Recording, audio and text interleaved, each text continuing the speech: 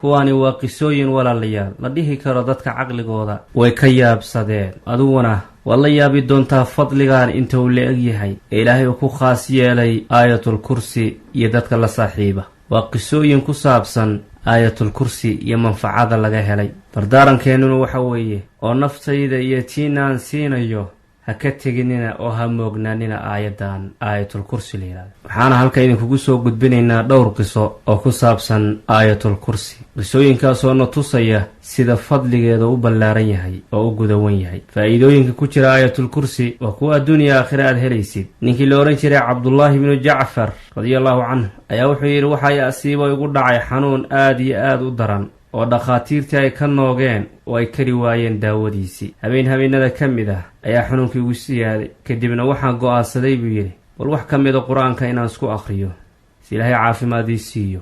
aayatul kursi baan akhriyey buu yidhi. kadib baan isku masaxoo ismarmariyey. kadib baan iska seexday buu yidhi. hurdada dhexdeedaan riyo ku arkay. riyadaasu maxay leedahay? wuxuu yidhi 2 nin baa ii imaaday. hortayday istaageen.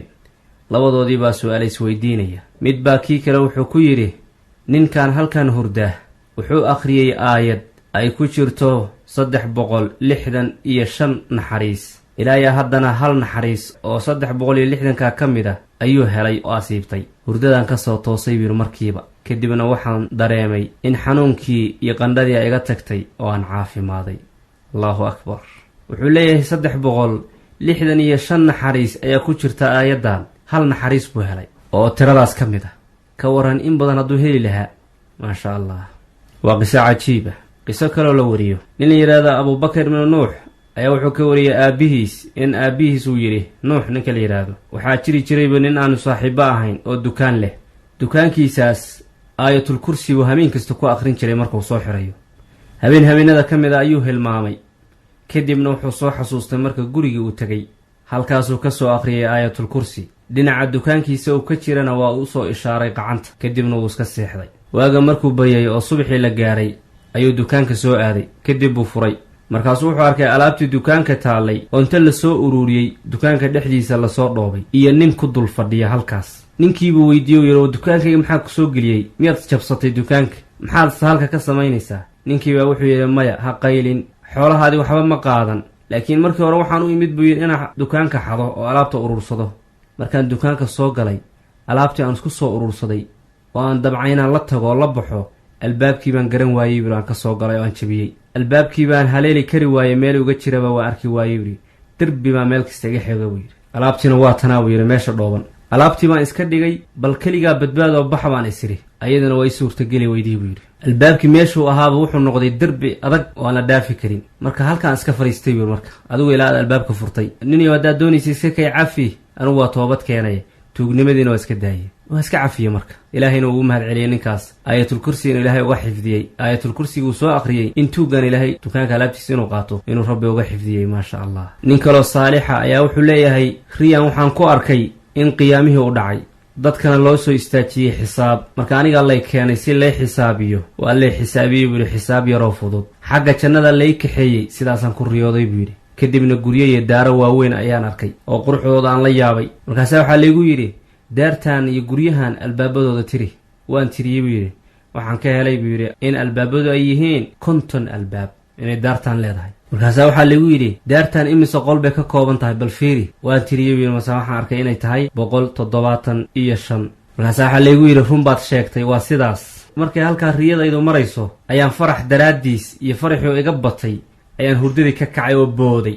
alxamdulilaahi baan idhi. waagu markuu ii baryey ayaa waxaan aaday buu yidhi caalimkii la odhan jiray oo taabici ah maxamed ibnu siriin oo lagu yaqaanay riyooyinka inuu fasiro. qisadii iyo riyaday qabsataan u sheegay. markaasuu wuxuu yidhi waxaa laga yaabaa inaad badisid aayatul kursi akhrinteeda. haabaan ku idhi oo aad baan u badiya akhrinteeda. sideed ku garatay arrintaas? markaasuu wuxuu igu yidhi buu yidhi aayaddan waxay ka kooban tahay 50 kelmadood iyo 175 xaraf. markaasaan la yaabay ninkan xifdigiisa iyo caqligiisa iyo maskaxduu leeyahay ee ku dhisan xasuusta. marka waa abaalmarkaadii. guryuhu waxay ka kooban yihiin qolalkooda 175 qol waa xarfihii aayaddan. albaabaduna waa 50 albaab weye waa kelmidahay aayaddan ka koobnayd. kadib wuxuu igu yidhi qofka badiya aayatul kursi ilaahay wuxuu u fududeeyaa sakaraatulmowtka.